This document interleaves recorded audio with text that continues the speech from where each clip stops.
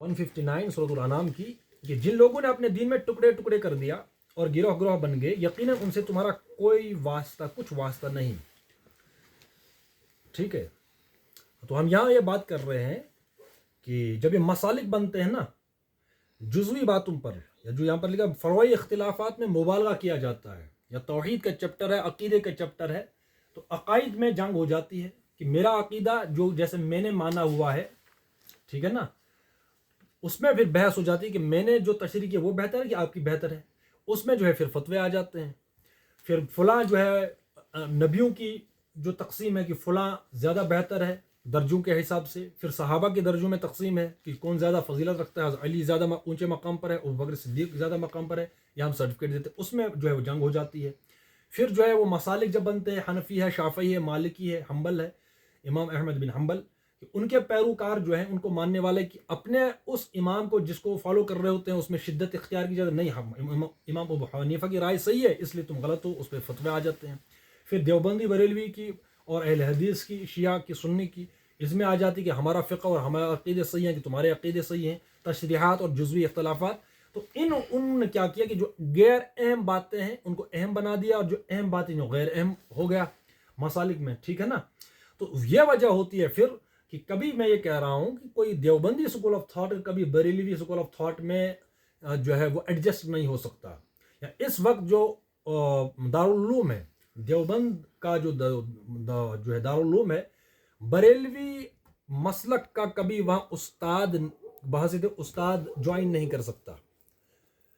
इसी तरीके से देवबंद का जो बंदा है, कोई आलिम है, वो बरेलवी मकातिब फ़िक्र का जो मदरसा होगा, कोई दारुल उलूम होगा, वहाँ वो नहीं जा सकता। क़यामत आ सकती है लेकिन ये इधर से उधर, उधर से इधर नहीं आ सकते। मतलब कोई ये कहे कि मैं बरेलवी हूँ, ठीक है, और वो देवबंद स्कूल ऑफ थॉट में बहसीत टीचर नहीं जा सकता।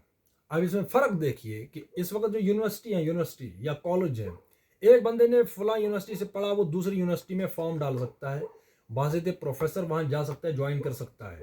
ओपन फॉर्म होते हैं कि जो भी है भाई इतनी जो है वो वैकेंसीज़ हैं और जो है फॉर्म जो है फिल करो, अप्लाई करो, और करते हैं। एक यूनिवर्सिटी से पढ़ा हुआ दूसरी यूनिवर्सिटी में क्या जाता है, बाज़ाते उस्ताद, और वेलकम किया जाता है। ठीक है, मुबारकबादें दी जाती हैं कि भाई आपकी सिलेक्शन हो गई बतौर प्रोफेसर के। पढ़ा कहाँ किस यूनिवर्सिटी, किसी दूसरी यूनिवर्सिटी से। ठीक है, तो ये इतनी वसअत है यूनिवर्सिटी में पढ़ने वालों में। लेकिन जो दीन को कहते हैं कि हम तो हैं वारिस अंबिया के, हम तो आलिम हैं, असला आलिम तो हम हैं, इनमें इतनी वसअत नहीं है। अब यही आयत है कि उन्होंने दीन को टुकड़े टुकड़ा कर दिया और गिरोह बन गए।